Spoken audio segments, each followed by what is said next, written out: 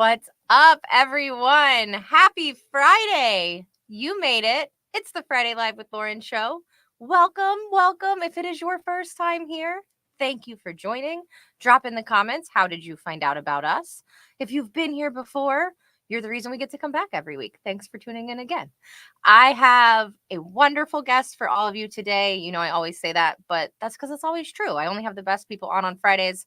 It's an hour of your time, of our time, of their time. It's got to be the best time. So, without further ado, will you all please welcome to, I guess it's a stage. Welcome to the stage, Heidi Solomon-Orlick. What's up, Heidi? Woo! I'm so excited to have you. How are you today? I am outstanding. I've been so excited about this. I've been waiting for this all year. It's amazing. I can't believe it's finally here. I feel like I just met you in person like yesterday, but it's actually been a very long time. It was in January at the Tampa yacht event with Melissa, and I'll tell you, a lot of connections were made that day. I'm grateful to her for that event, and I got Yeah, to meet you, which was I know. awesome. I know. I can't even believe it at this point that it's 10 months later that we're doing this show. I'm just so happy you're on. I'm so excited about the topics we have. Yeah. Women in Sales Month, y'all. Tag a woman in the comments that is insane in sales, somebody that you look up to, that you follow. Let me know. Let's get some more people joining us today. Share the show. Was LinkedIn nice to us? Did they let you know that we were live today? I don't know because I put everything on Do Not Disturb. So I won't know until after. And then tell us in the comments, where are you joining us from? Heidi, where are you today? I am in New Hampshire. New Hampshire. Yeah, Ooh. and it's leafing season here, so it is really beautiful. We're starting to enter into peak, and for a California girl, I still am just blown away by the colors of fall. Yeah, I love that. I live in South Florida. We don't have seasons other than hurricane season, and I'm wearing my storm Uh, cloud earrings for the storms that are out today. No seasons here, but I'm very jealous of the leafing season. Heidi, give everybody who's watching today. Obviously, I know about your background, but for some of our guests who don't know anything about you, maybe give them yeah. a little rundown. Who is Heidi Solomon-Orlick? Yeah, so I actually have had a 4-decade career in professional sales in the business process outsourcing industry. Like so many other people and women in particular, I fell into sales after a 10-year career in the advertising agency and marketing business. Yeah, I mean, imagine male, sales today is pretty male dominated still. But imagine it over 30 years ago, 35 years ago. So, Randy, hi, Tom. Anyway, so yeah, and I've been blessed to have an incredibly successful career. I've had an opportunity to work with some wonderful companies, with some wonderful clients. But for me, what always got me up in the morning was being able to create jobs and opportunities for people around the world. That was the favorite part of my job, was being able to work with people from different countries and different cultures, and really lean in and immerse myself in their world. And today, actually Monday, is the 4-year birthday of me launching Girls Who Sell. Yeah, so I launched the company as a way to give back after the passing of both my parents in 2019. I really started to think a lot about legacy and impact, and what I could do to leave the world and the sales industry a little bit better place than how I found it. And so Girls Who Sell was born, and our mission is to democratize professional sales and build the largest pipeline of diverse early stage female sales talent. So we work with high school and college age women. We have an academy, and I'm just so grateful that I have the opportunity to work with wonderful people, mentors, and students all day long. One more thing. I did get laid off of my job last year. I was aged out of my 35-year career. We can talk a little bit about that. So I've been spending the past year and a half reinventing myself, but it really gave me an opportunity to lean into full-time entrepreneurship for the first time in my life at 65 years old. So don't let anyone ever tell you that you're too old to do something new. Yes, you're not too old to do something new ever. Heidi, I think you're a great example. And really quick, I just want to call out, you're talking about legacy. What's the other exciting legacy news you have that you shared with everybody recently? Oh, my youngest son just announced that he and his beautiful bride are having a baby. So pretty excited about that. It's really, I'm so excited about this stage in my life. When your baby starts having babies, it's like, it's a whole thing. My mom always said that she loved being a grandparent and that if she knew it would be so great that she would have done it first. So now I'm sort of beginning to understand where she's coming from. But yeah, she's due in May. So Congratulations. First grandkid. Everybody give Heidi some congrats in the comments. And speaking of that, you can ask questions in the chat. If Heidi and I can answer them and they're appropriate, we will. Really quick, I got to shout out Sendoso. You see their logo above us. I don't know. I always point the wrong way. Up there. Sendoso is our official gifting sponsor today, and we do have some fun things for you. You can comment hashtag Sendoso to be entered to win. Do you guys want me to show you what you're gonna win? Typically, that's what you guys want. You want me to show you. So let's go find this. All right. Today we have a Hickory Farms signature beef sampler. And I said Hickory Farms. Yeah. Hickory Farms, not forms. Hickory Farms. There we go. Signature beef sampler. You do have to be in the USA, but this is a gifting experience, so you can win this anywhere in the world. You just have to ship it to someone in the United States.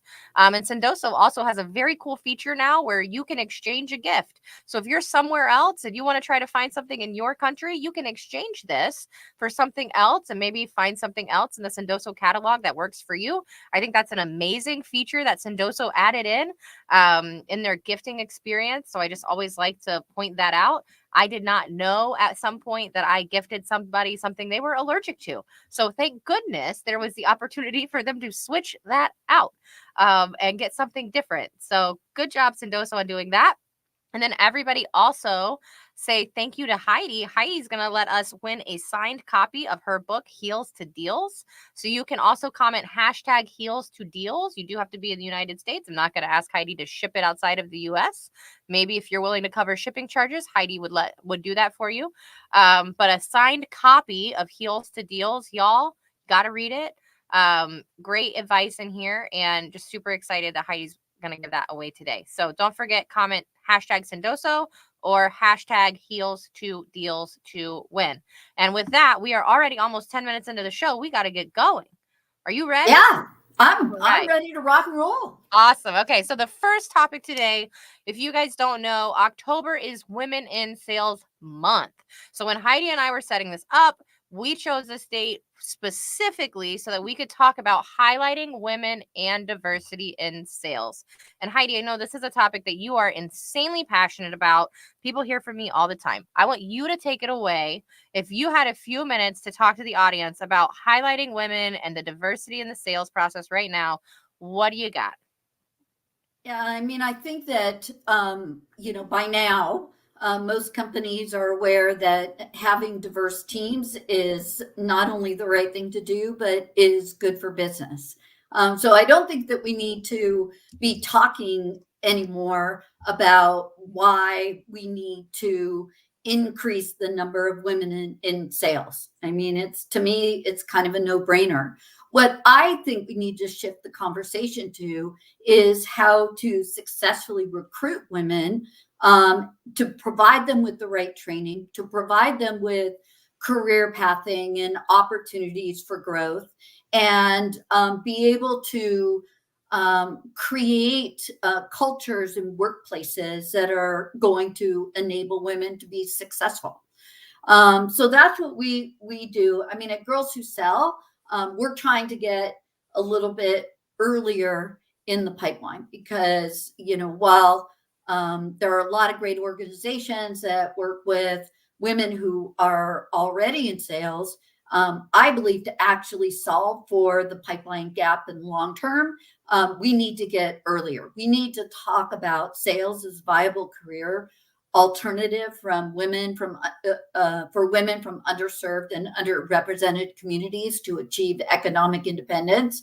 And sales, unfortunately, still has gets a pretty bad rap, right? I think there's a lot of misinformation out there of what professional sales is and what it isn't. So that's that's where I think there needs to be focus. I did see a concerning Fortune article recently that was talking about Gen Zs because we're obviously working with Gen Zs primarily, and looking at getting them career ready for entry level, early stage sales careers. What was concerning about the Fortune article that I read, was that they were saying that companies had always, were saying that Gen Zs were difficult to work with, and that they didn't want to hire them, but they were still hiring them. Well, what's happening now is that they are hiring them, but they're firing them within 2 or 3 months of bringing them on board. And companies today are starting to say that they're veering away from hiring Gen Zs. I don't understand what's happening. I mean, how are we going to build future generations of, for the workforce? And how are we going to solve for this pipeline workplace crisis around recruiting if we don't embrace and train Gen Zs? You're probably better to answer that question than I am, Lauren, but Well, I was appalled. And I think it says more about the companies than it does about the Gen Z generation.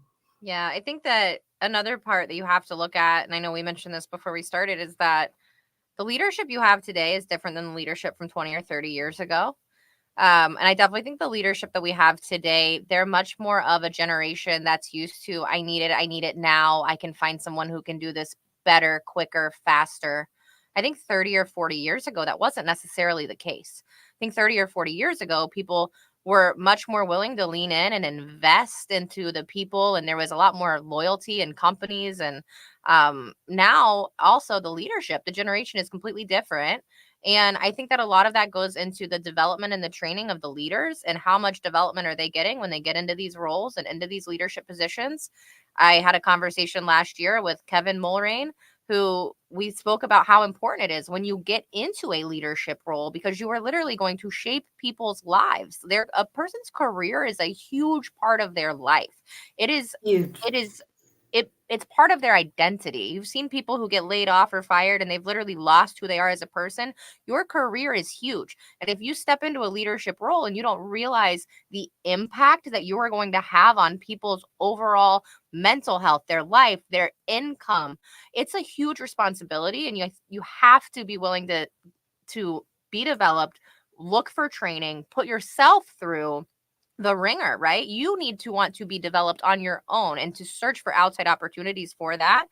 Because I think you and I have seen lately, companies aren't doing that as well as they should be doing. I think that comes into the leaders who are in those positions now. You have to look for it yourself outside of your company if your company's not giving it to you. I don't think there's an excuse.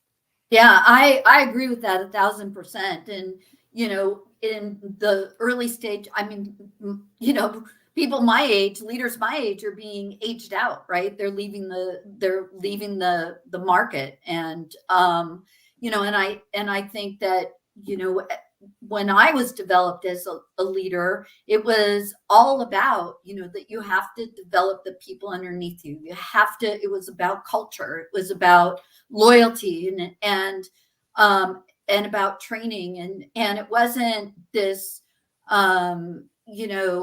kind of drive through fast food society where, you expect to hire somebody just right out of college, and within 3 months that they're going to be meeting their sales, goals and targets. Now, maybe they will, if they have the right training and if the goals are appropriate, and there's a lot of things that go into that, but there has to be loyalty at the management level, and there has to be investment at the executive level to assure that employees are going to be successful. Because it's either they're going to get fired, or within 6-8 months, a year, they're going to turn over, and it's super expensive. It's more expensive to replace someone than it is to develop someone that you've already hired. And so, yeah, I just think that I don't know, things are different with current leaders, right? And I'm not sure that expectations are realistic. No. Um, And to your point about expectations being realistic, I want to bring up one thing and get your opinion on this.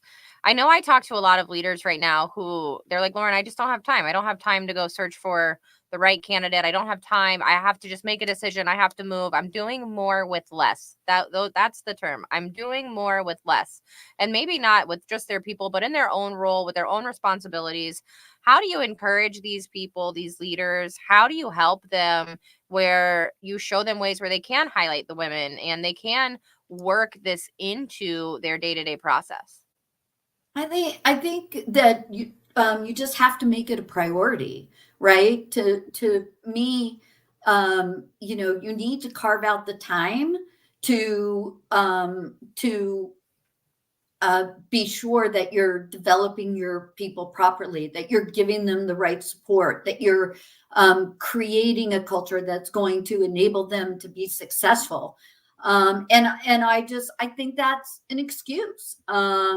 Listen, doing more with less is it was it is what it is now. Guess what? I had the exact same thing 30 years ago and 40 years ago. Companies are always trying to get more from people and reducing resources. I don't think it's any worse today than it was 30 years ago. I just don't. But you need to find the time and just commit the time and make it a priority, in order to assure that you're hiring the right people and that you are putting the right processes in place to assure their success. And no excuses, right? There's just none. 100%. Um, I think yeah. that I think that you need to encourage women who are on your team to speak up more in meetings. I think that a Yes. lot of times, and do some self-reflection on your team. Is this the only person who looks like this in the room? Right? Do I feel lonely because I'm on an island? And that's not just for me as a woman. That goes for diversity. It goes for a million things. But how many people in the room look like me? Do I feel comfortable giving my opinion? Am I encouraged to share my opinion? How is my opinion received when I do?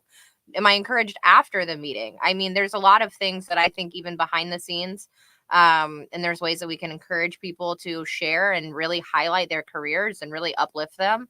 But I think that it takes constant effort, and you really have to be reflecting on yourself and really looking in the mirror for what you can do.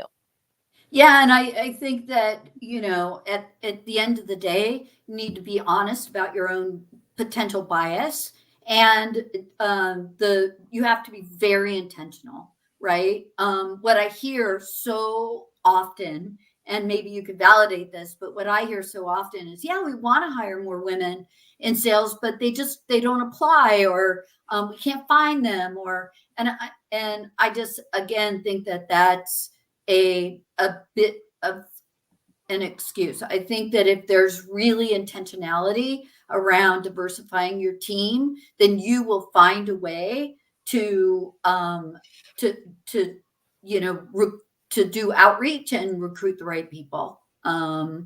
And I think we need to be honest about our own bias. So I was the guest editor in Top Sales Magazine this month, which was really awesome. It's a great issue. If people want to download it, it's actually, I'm a little biased, but talking about bias, I'm a little biased. But I did an article. My feature article was talking about sales assessments and, kind of the pros and cons of using sales assessments as a hiring tool. And while I think that there are a lot of really great tools out there that can be beneficial and help with the decision making process, I've also seen that there's inherent bias built into these tools. And it concerns me. It concerns me because I think a lot of individuals are being eliminated from the hiring process based on these evaluations. But the evaluations that are being built are from people who are inherently biased to begin with. Yeah. So Well, we it just called concerns into me. the next topic, the challenges with sales recruiting. Here we go. Yeah. This is what we were going to talk about next anyway, so I think this is a perfect transition for us. There's a lot of challenges in sales recruiting, y'all. Did you know this? I mean, I think there's a lot of challenges in the recruiting industry right now in general. That's not this whole conversation. We are going to talk about sales recruiting specifically. Heidi is somebody who works with a lot of people who are kind of on both ends of this spectrum. What are you seeing right now? And especially as we're moving into 2025, what challenges do you think we're going to see in the future? I personally think that one of the biggest challenges is how technology has been integrated into the recruiting process. I'm a big fan of technology. I'm a fan of AI. So don't get me wrong. But and I think that there's a time and a place to it. But I think that we have over-indexed on and lost the personal touch in the recruiting process. And because of the way that we're using bots and how the application process is set up, I think there are a lot of very strong candidates that aren't even getting through to first level interviews. They're just being automatically eliminated for whatever reason, right? Like, the skills on their resume are not an exact match to, what's in the job description or whatever. And so I just think we've over-indexed on technology, and we need to get back to human interaction. So that's one thing. The second thing is that I still do believe that there's a trend of women not applying for potential positions if they don't meet a very high percentage of the job qualifications. So I think there needs to be a reset and alignment within corporations where they need to really look at their job ads and what's a nice to have, what's absolutely necessary for a job, because you may potentially be inadvertently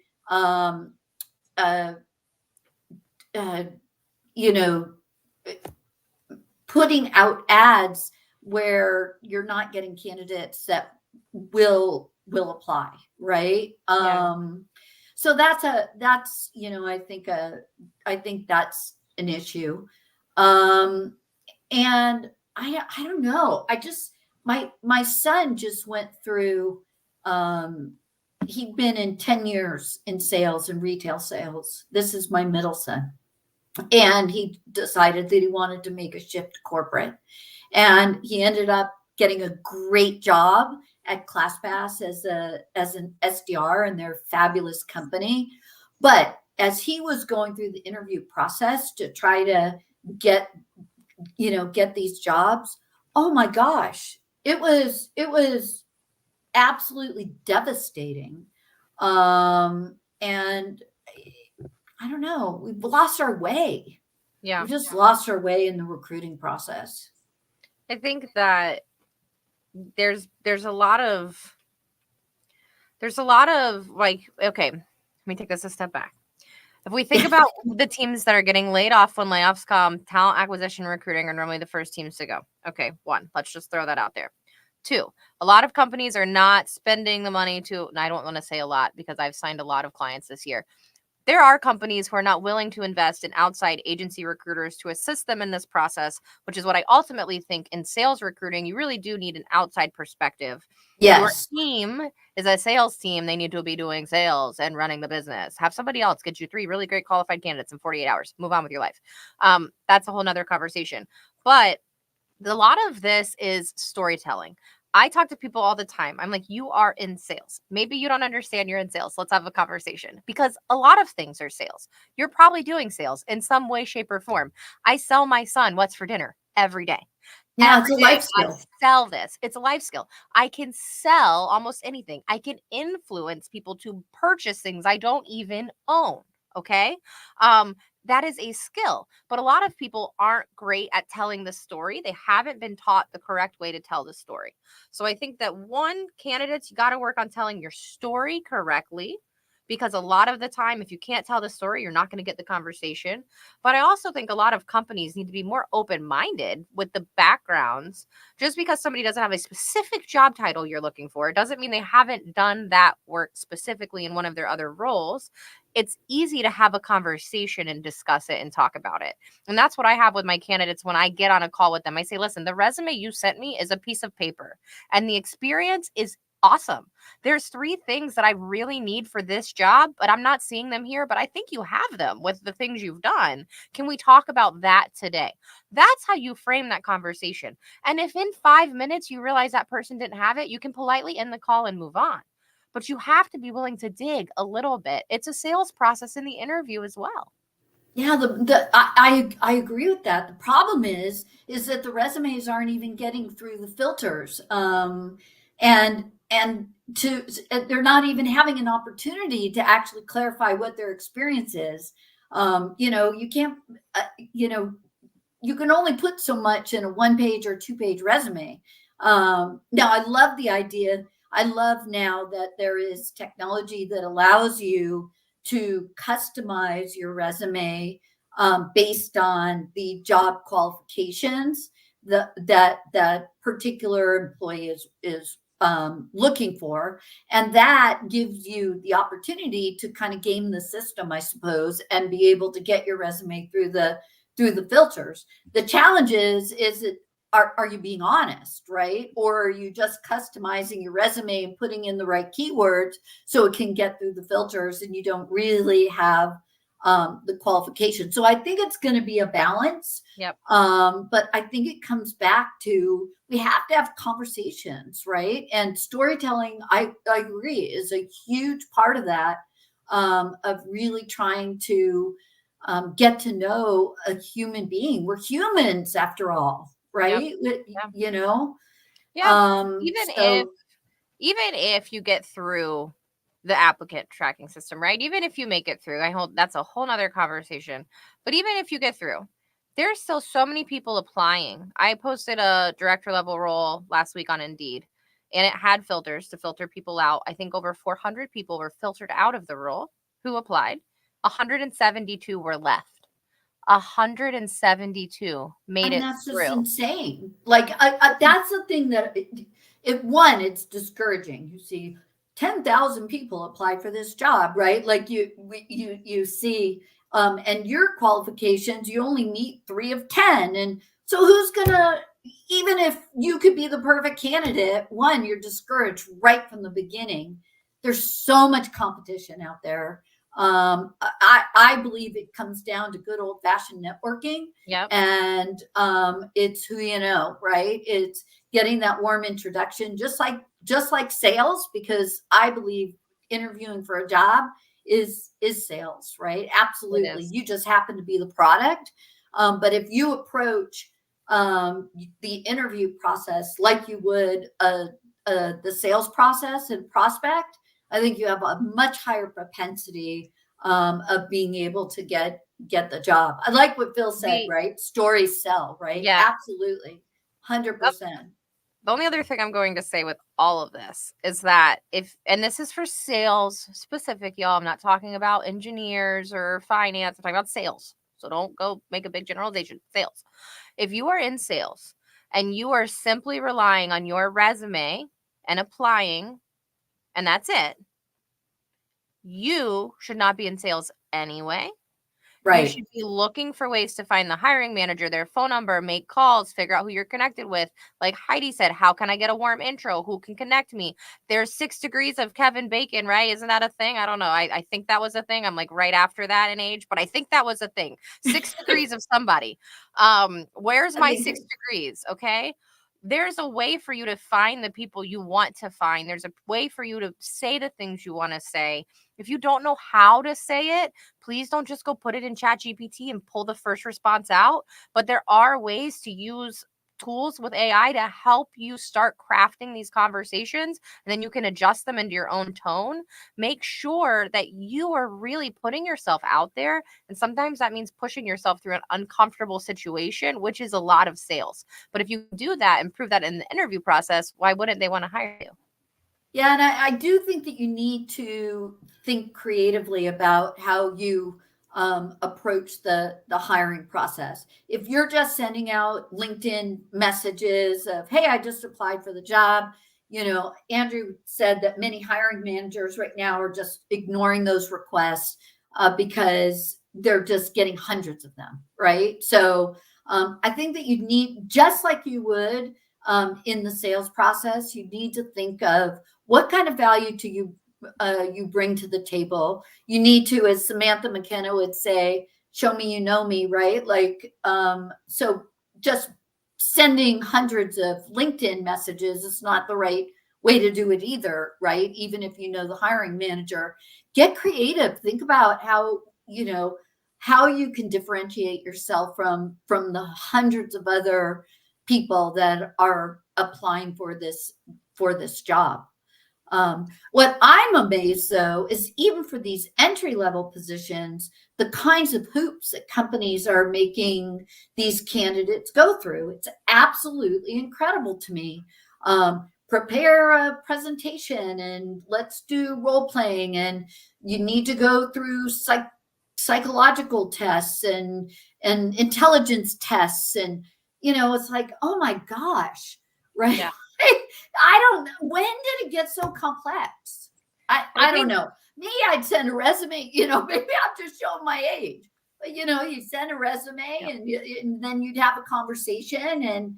And I just feel like this whole recruiting process is just broken. It needs to be reinvented. Oh, I don't think you need to reinvent the wheel. I just think that the people who are doing it need some better training in some instances. Yeah, that's a good point. Okay, we're halfway through. This is typically the part of the show where Michelle Craig would come on and do High Five Friday. But in October, Michelle has some weird travel stuff going on. So do I. So Michelle's going to come on the last Friday of the month, and we're going to do all of the high fives. I have a little video today, of some previous high fives we did. I'm going to drop the link in just a second. Or actually, here, I have the QR code. If you would like to, here you go, right here. Da-da-da. If you would like to leave a high five, scan this QR code right here, right now. Michelle will feature you at the end of the month, and whoever you want to give a high five to, anybody in your network doing awesome, incredible things, we would love to shout them out and give them some love on the show. So Heidi, I'm going to let you take just a short break.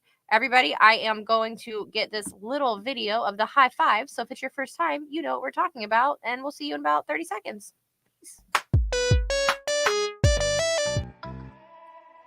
Hey everybody, happy Friday as always. Douglas for Vicky Stefferson. Vicky's going to hate this limelight. Sorry, Vicky, but she deserves this high five and a million more. She's behind the scenes, always organized, always bringing data, always giving thoughtful and on-point feedback. One of the most amazing listeners and a phenomenal problem solver. I'm constantly in awe and admiration of her. And a bonus high five, high paw five, for her doggo Bentley too. Katie Penner from Sendoso has a shout out for Junior. Huge shout out to Junior for hosting an open Zoom call with me today to share some tips and tricks openly with the community. Junior is always down to participate in crazy ideas and to help others. Lindsay have Joshua Bailey for Karen Bailey. I want to celebrate Karen for all the amazing work she has done editing and directing our team's videos. She's taught herself from scratch and is becoming a top player in the content creation game.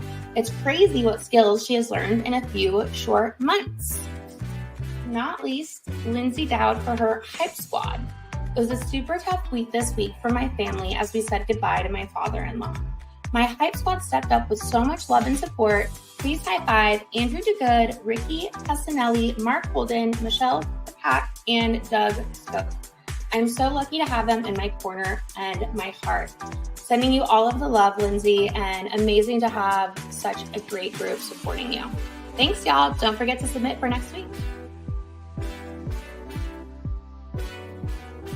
Uncertain how to navigate emerging job search technologies? Discontented in your current role and unsure of the path forward? Aspiring to advance your career but requiring strategic direction? We got you. Land your dream job with our 2-day boot camp, featuring top subject matter experts to guide you through the intricacies of today's job market. Our agenda covers job market trends, resume crafting, personal branding, networking, recruiter engagement, mental health, and interview techniques. Expect targeted advice, actionable strategies, and personalized interactions from our experts to enhance your job search effectiveness. To learn more, go to events.intreecareers.com. And we're back. Woohoo! That was more than 30 seconds. I lied to you guys. So sorry about that. I don't normally lie, but I didn't really pay attention. So whatever. It is what it is. It's Friday in October. Did you just get here? Have you been here the whole time? Are you awake? Are you alive? Let me know. Did you remember that you can comment to win 2 prizes today? 2 prizes. Sendoso, hashtag Sendoso, to win Hickory Farms signature beef sampler. Oh God, y'all. This is my blonde moment Friday. And then you can also enter hashtag Heels to Deals, win a signed copy of Heels to Deals, which is our guest book. I'm going to bring her back in just a second. Are you ready? Heidi, what's up? We're back. We're back. I know. I was like, oh, we're going to have a 30-second video. And then I was like, oh, I have to play another video. Oh, okay. We'll just see everybody in 3 minutes. Goodbye. Whatever. It is what it is. It's a Friday. It's almost over. All right. We have 2 more topics. This one, I'm excited to hear your take. We've had a few people come on the show and talk about the impact of AI. But we haven't really discussed it in early stage sales jobs. So I'm intrigued to talk about this with you and to think, I think we're going to talk about some positives and negatives maybe, right, Heidi? Yeah, I mean, listen, AI is here to stay, right? And the technology is improving so quickly. I mean, from where it was a year ago to where it is today is absolutely astounding to me. And I absolutely think that there's a place for AI in sales in general, but particularly for entry level sales jobs. And this might be an unpopular opinion, but I just don't believe that AI, at least as the technology stands today, is going to replace the salesperson, even for, outbound calling or inbound, in the early stage sales jobs. I just don't. I still believe people buy from people and that storytelling and conversations matter.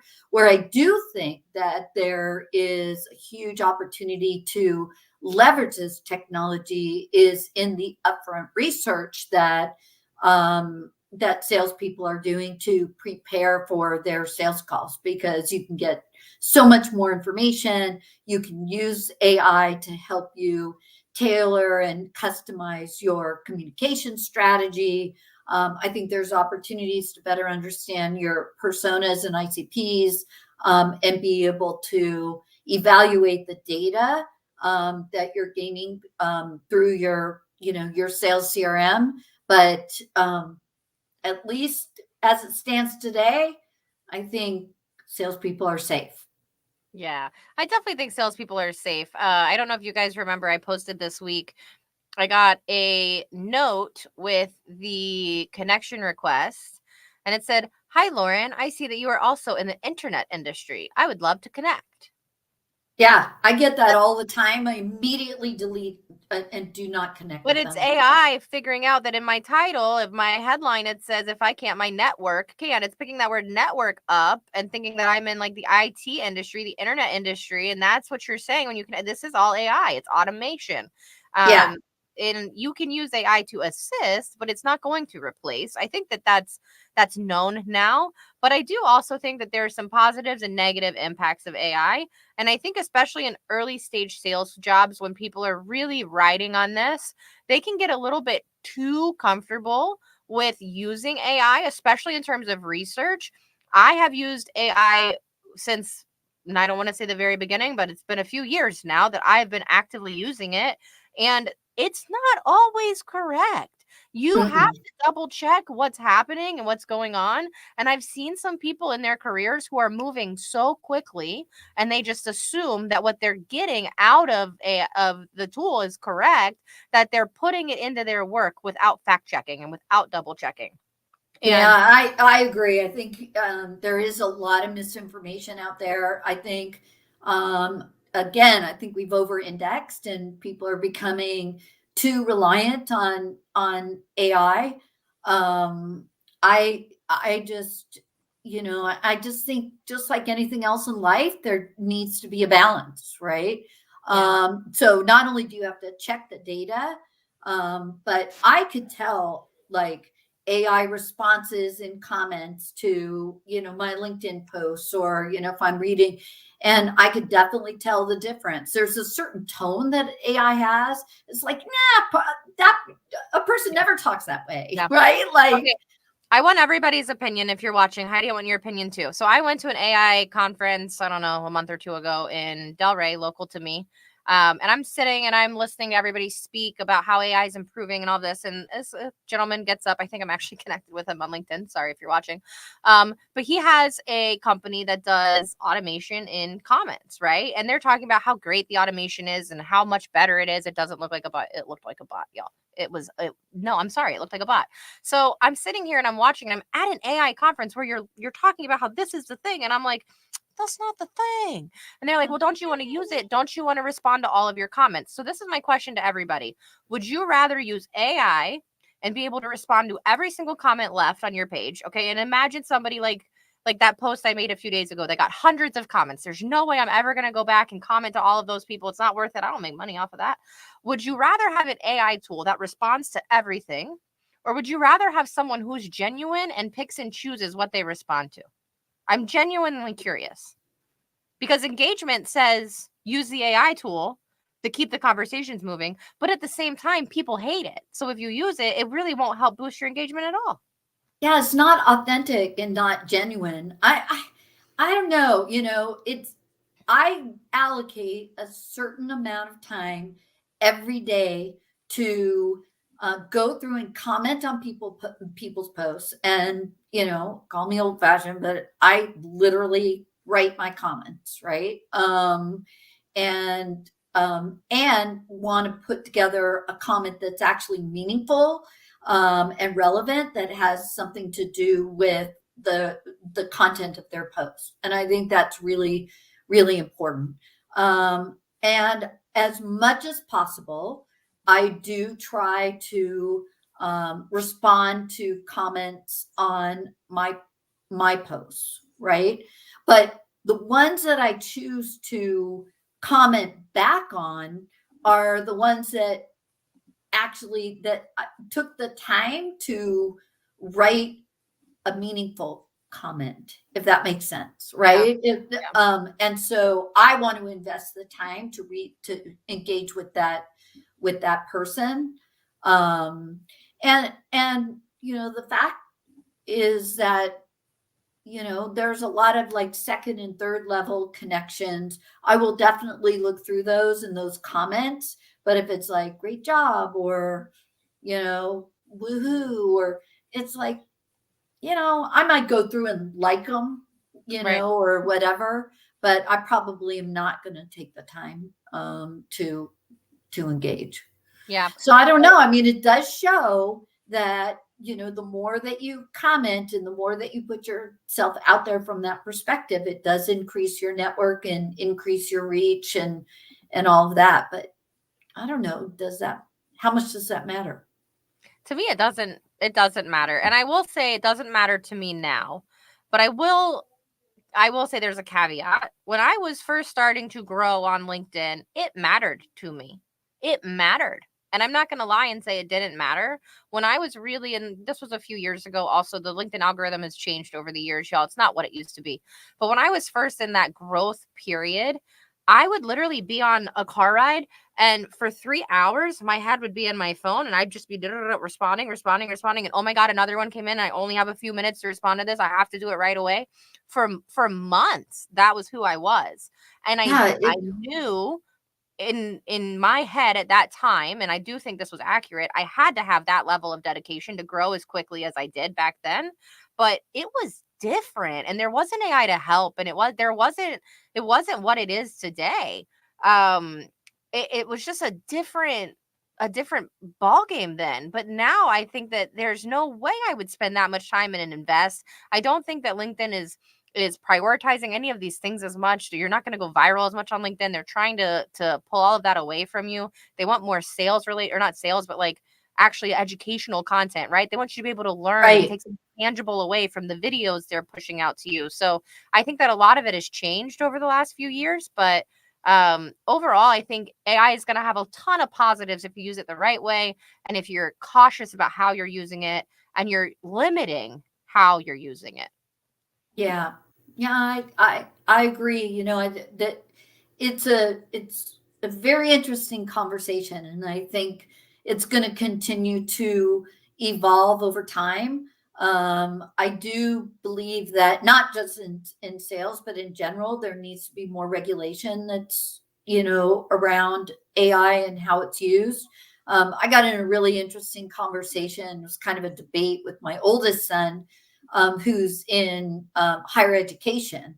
And one of the biggest conversations that are happening at the administration level in universities today is how students are utilizing AI to write papers and take tests. And I just, you know, and so, you know, how do you one, determine whether someone actually did the research and wrote the paper on their own, or whether they just used AI and submitted it, because you've lost a lot of authenticity. And I don't know. It's a really interesting question, but I think that there needs to, over time, be more regulation around AI, and companies are, you know, they're monitoring it, you know, as are universities and other organizations. I can't imagine, you know, like just being a salesperson and using AI. I could see it to use research, but just using AI to do a sales pitch. I just, you know, online with the customer. I just can't. I don't know. I can't see it. But I've seen, like Microsoft, I've seen some just amazing things, like, and then also, it's like put together, you know, a presentation, a 12 slide presentation using all of our key differentiators, and, you know, like poof, all of a sudden there's a PowerPoint deck. And I'm like, oh my gosh. So it can save time, right? But I don't see that it's ever going to replace a salesperson. Nope. I think your job is safe as long as you actually. You're safe for now. All right. We have one more topic. We have 2 giveaways. Really quick, I just gotta say thank you to some of you. Like Andrew said he's on his 12th refresh of watching the show. Like, that is, y'all, thank you. I'm sorry LinkedIn is messed up, but sticking in for 12 refreshes is awesome. And David, I don't know what you got, but we need your internet connection because it's working for you. Y'all, if you're having some problems streaming, I have it in a separate tab. It's not working great for me either. Hopefully the replay will be good. But get the comments in so that you can win. Even if it's not playing well, you can still win a signed copy of Heidi's book, Heels to Deals. And then if you comment hashtag Sendoso, you're going to win Hickory Farms beef sampler, not beer. Sorry for the confusion. We did give away beer before, but we're not giving away beer today. Okay, one last. Go ahead. Can I go back to one thing that you said just a little bit earlier about being that recruiters and managers need to be kind of understand the impact that they have on people's lives and how big of a part a person's career plays in their life. I just want to weigh in on that just for a sec, because this past year and a half has been incredibly challenging for me. When I lost my job last August, I was devastated. I mean, I really spun out. I mean, I went into a bit of a depression, even though I had Girls Who Sell, which is great. And then my husband asked me to, come on as his chief growth officer for his company. And I kind of helped him. I really had no idea who I was outside of my corporate persona. I'd spent so much of I've been working since I was 15 years old, maybe even a little bit younger than that. And it has taken the last year and a half to really figure out who I am outside of the corporate world. And I love where I'm at in my life right now. I've gone through a whole bunch of different stages and phases of reinvention over the last year and a half, but it is really a thing, right? Like, and so I don't know, like, would I have done it differently? Would I have maybe had a little bit more balance in my life, and and not necessarily put my career on top of everything else and given 1,000% of myself and my soul to a lot of these companies? Probably not, because it's just who I am. But I'll tell you, when I lost my job, it's taken some real time. So yes, that's a real thing. And these companies who are laying off all these people, it's really difficult. It's really difficult. Yeah. So shout out and high five to everybody who's looking for jobs right now, or who have been impacted by layoffs. And layoff is not a bad word. People think layoff is a bad word. If you were laid off, that is not a reflection on you personally. Please don't think that. Layoffs happen to everyone. In a boardroom, it is budgets. There's decisions made that have nothing to do with your individual performance. Half the time, the person who decided to lay you off doesn't know your name. Yeah, and it can impact your confidence. I understand that if you internalize it, but I think that you really do need to take a look at the work that you were doing and know that it's not personal. It is business, and it's not a reflection of how good you are at your job. So stay confident, be resilient. And I think it's an opportunity to reinvent yourself and maybe discover things about yourself that you didn't even know existed. Yeah, for sure. There's always room to rediscover. Like Heidi said, you can start anything new at any age. I don't know. How old was Colonel Sanders when KFC was founded? Like, I don't know. 63. He was 63. There you go. You could do anything at any age. You're never too old to reinvent yourself. I saw this thing the other day. It was like, why, when I was a kid, did society paint your 30s as old? I'm just getting started.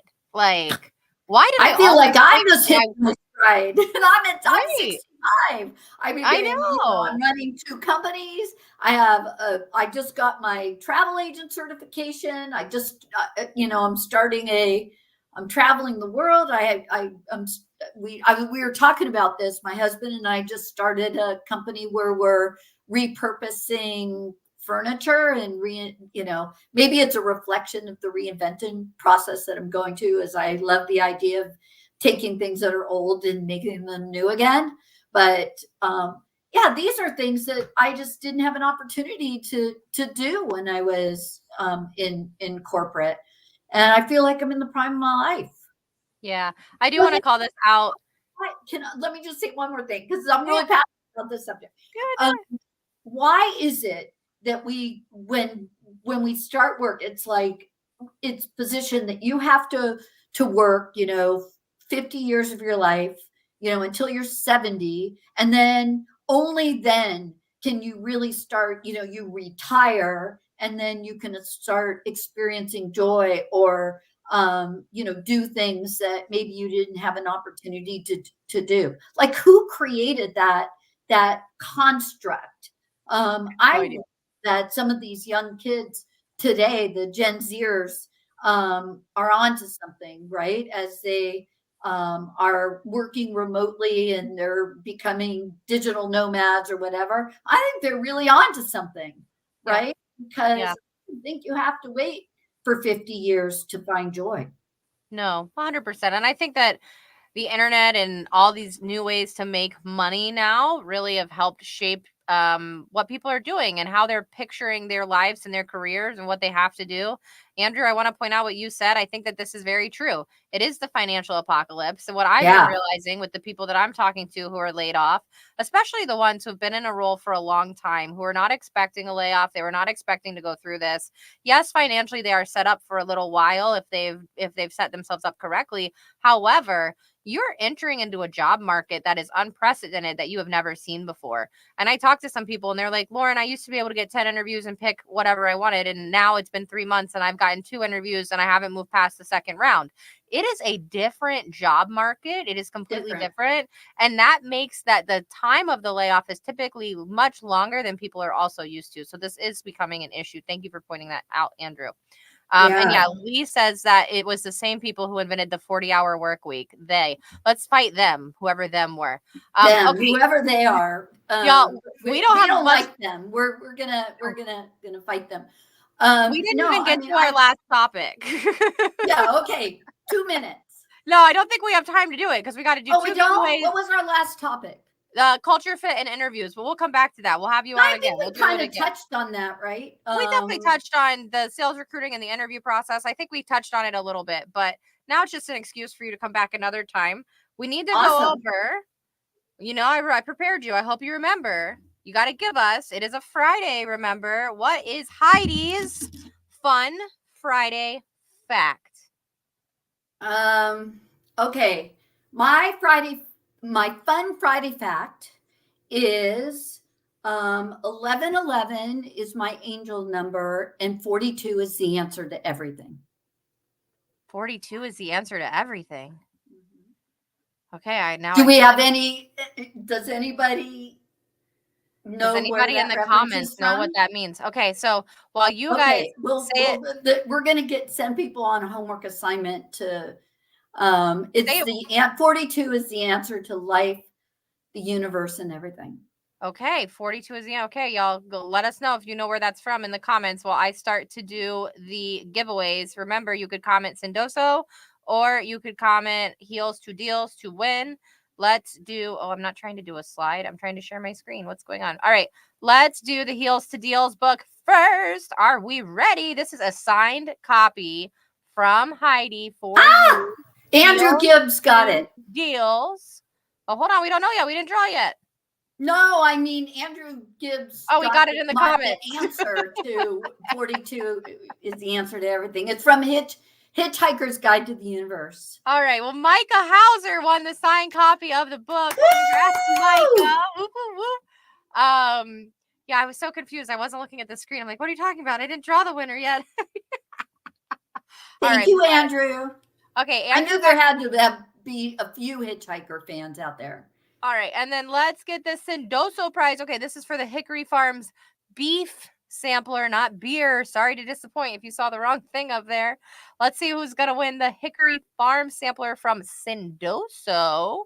If you haven't done corporate gifting with Sendoso, what are you doing? Andrew Gibbs. Woo! Here we go. All right, if you won a prize on the show today, I need you to email me or DM me. I need your email address. Tom, if you're still watching, I know I owe you a prize from a few weeks ago. That one's coming. Y'all, this was so much fun. I really enjoyed it. Heidi, what do you have to say to everybody? Final words. Thank you so much for coming and giving me the opportunity to share some of my opinions. And I'm really accessible on LinkedIn. You won't get an AI response from me, but please feel free to reach out and connect. I would love it. Yes, go connect with Heidi. She's just as awesome in person as she is online. I know because I've met her. Y'all, this was fun. This is a wrap on the first Friday in October. You know what I always say? If you Happy didn't like Women it, in Sales Month. Happy Women in Sales Month. We will say that. But if you didn't like it, don't come back. Bye, y'all.